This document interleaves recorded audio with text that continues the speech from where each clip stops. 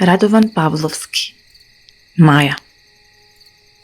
Тоа беше како проклетство, што дење гледав звезди. Те се приближував и моите прсти се полнеа мрак и говор. Како скитник се плашев да легнам на патот сам и да заспиам. Оти царски мрави можеа да ме сретнат и да ми ја распараат кожата.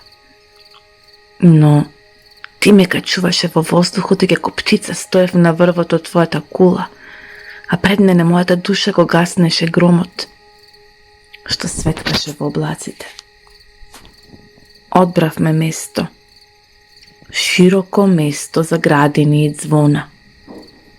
Јас легов како берач во градината полн со свиркања, а ти полна со овошје. Околу нас забележав траги на крадливци.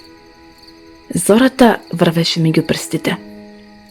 Штурците под земја закопуваа бело цвеќе да не остане зимата без убавина. Тоа беше како проклетство што дење гледав звезди.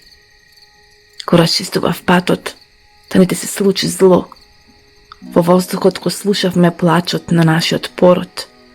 Уништував секакво друго богатство, за да се види нашето чисто богатство со пожар во срцето. Рацете ти ги постилав по земја, оти доаѓаше ти.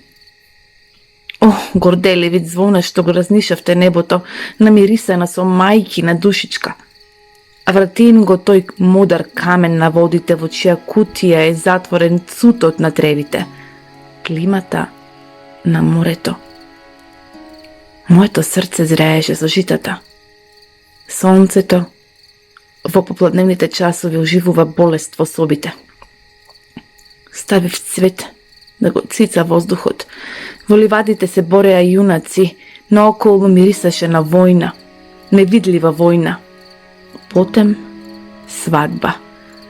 Оти јас и Маја бевме родени како крал и кралица.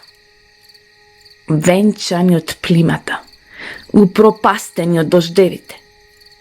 Црвено овошје ни осветлува постелата. Една сенка од шумата застанала на мојот прозорец. Сенката што не се окриваше кога потајно се состанувавме во шумата. Тоа беше месец кога жолтиот цут на дреновите капеше над снегот. Тоа беше месец на нашата љубов. Месечината, како црна калугерка, се шета во високо цвеќе. Земјината теже ја прашувам. Каде се скри, о Мајо, роса јоган, да порасте лебот, да прекипе млекото на огништето?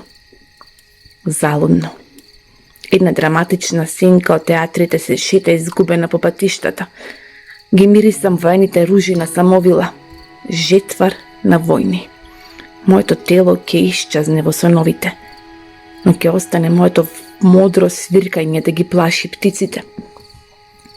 По пожарот во огништето го препознавам дрвото од шумата. Летото влегува во змии што ги чуваат под јазикот гласот на мртовците. Во високите жита брод што ќе отплови заедно со потопите. О, дете што плачеш, твој татко е младич, што се скита по планињата и пишува поеми за сонцето. Барам да те заспијат на ридот меѓу модрите мјанушки, да ја гледаш сколемено убавата слика на сонцето и лековитата боја на мидот на пчелите што се парат. Се намалува денот, настапува слепило. Јас сега сум љубовник на изгубени слики, билје, чат, без тело и днина. Децата спијат в жито со свиркање на устните и се бунат против птиците што ги надлетуваат во сонот.